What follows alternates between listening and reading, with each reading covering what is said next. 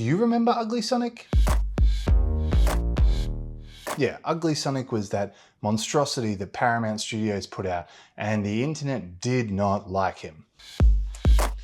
And it's one of those amazing opportunities to look and learn from, because what happened was people revolted. They were disgusted. They were not interested in seeing what Ugly Sonic was about. Instead, they took a moment, they spent a bit of money, they revised him to a very accurate looking version of what we know Sonic to be, and the movie made $300 million. So of course it's really easy to use a studio's ego swallow, turnaround success, multi-million dollar, multi-movie franchise and go, of course, yes, learn from your mistakes, swallow your pride. But it becomes infinitely harder when you have to look yourself in the mirror. Mad about town, it's mad about town. He's walking around that Sydney town. He's seeing the opera house, he's seeing the bridge. He can't believe he's doing an original song out on the walking path, seeing all the tourists walking past. It's so cringy, man, don't believe he's in Sydney. Mad about town. So I'm obviously here in Sydney, more on that in a bit. I mean, I couldn't not do a piece to camera here, right? Look at this, I'm holding Sydney. But I just wanted to reflect on the fact I've been doing this for 15 years, and where I am at today versus the very precarious nature of where I was when I started, it's based solely around the ability to go, you know what? I need to incorporate feedback. I don't know how to put this, but I'm kind of a big deal. In my early days, there was a lot of fake it till you make it energy, where a new type of job, a new kind of client came to me and I was like, yeah, absolutely. Well, well, well. How the turntables? Without really knowing what I was doing. And that comes from a fear of exposure.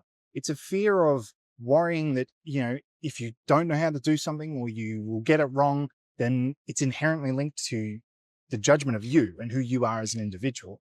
Which isn't the case, you know, saying I don't know or can you help me is not a weakness at all.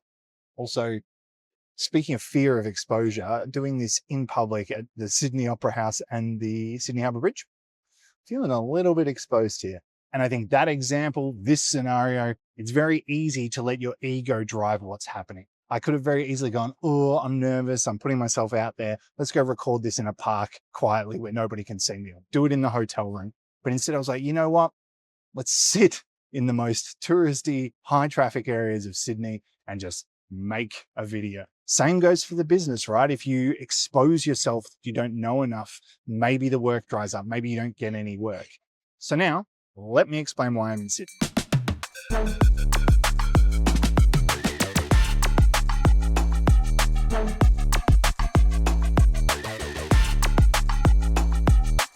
Oh, Mac, I hope you're enjoying this.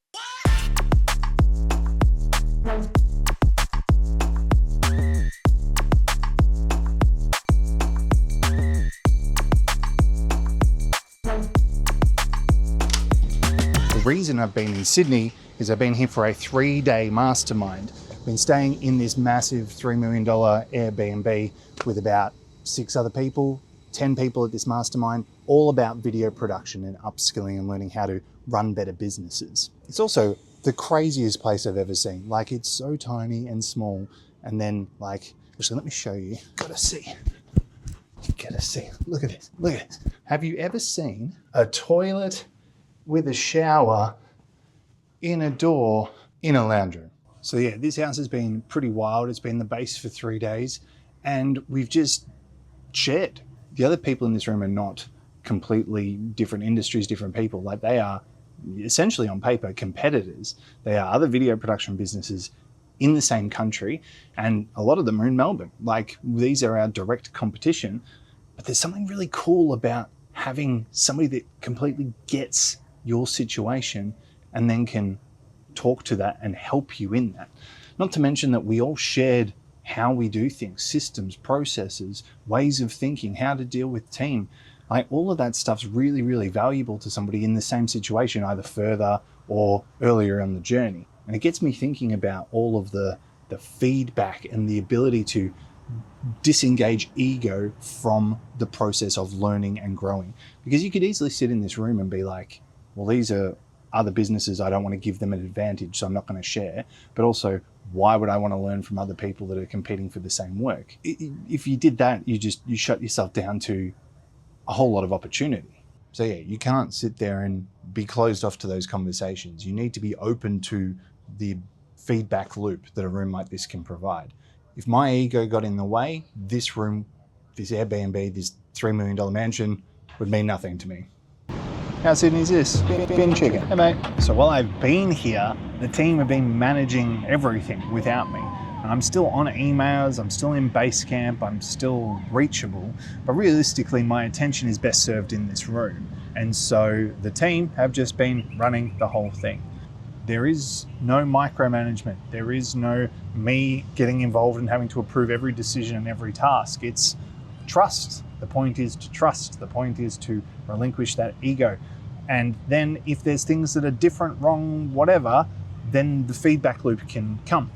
And that's understood by everybody. It's understood that when I come back, maybe we'll have a debrief on what happened and how we can navigate it better. That's part of the process. In fact, the whole thing I've been building outside of the conversations with my peers has been a bunch of internal tools that we're going to use to ideally work more efficiently and effectively.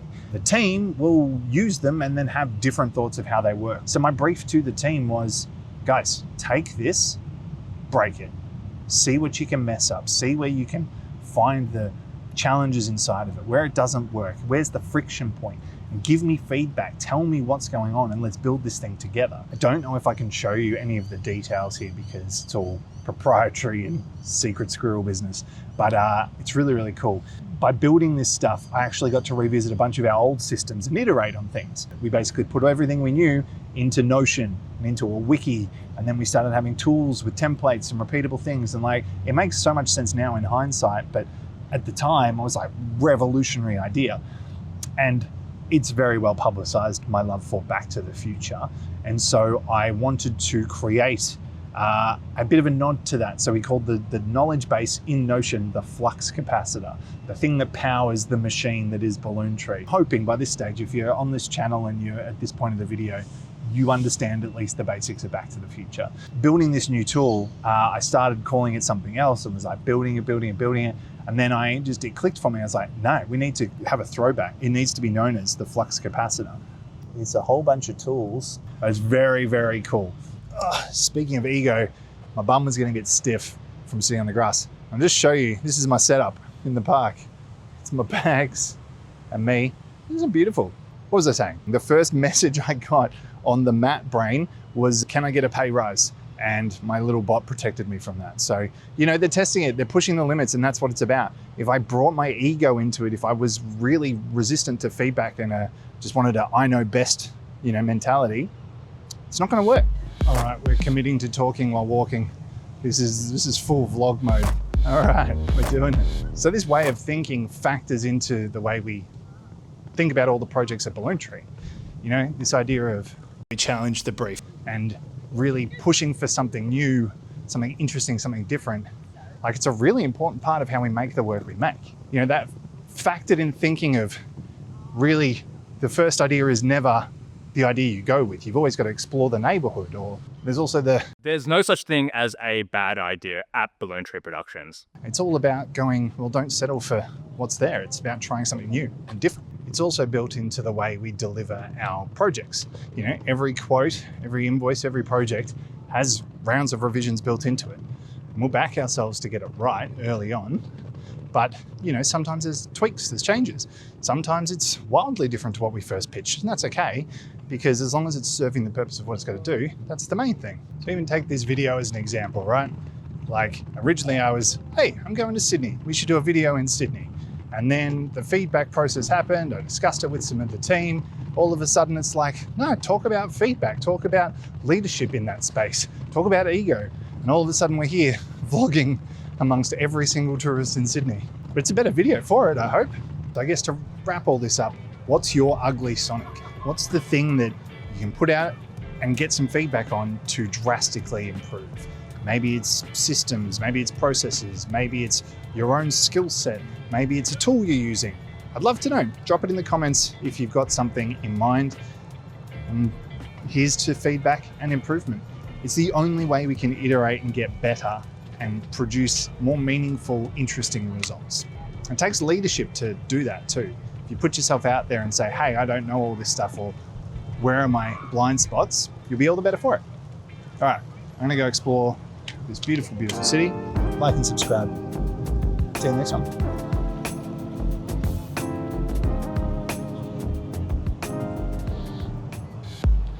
I always wanted to do that, to walk away from the camera, but then I got a bit nervous because there's a lot of people around, and so I'm coming back to collect this. So this is probably the end of the video. Okay, goodbye.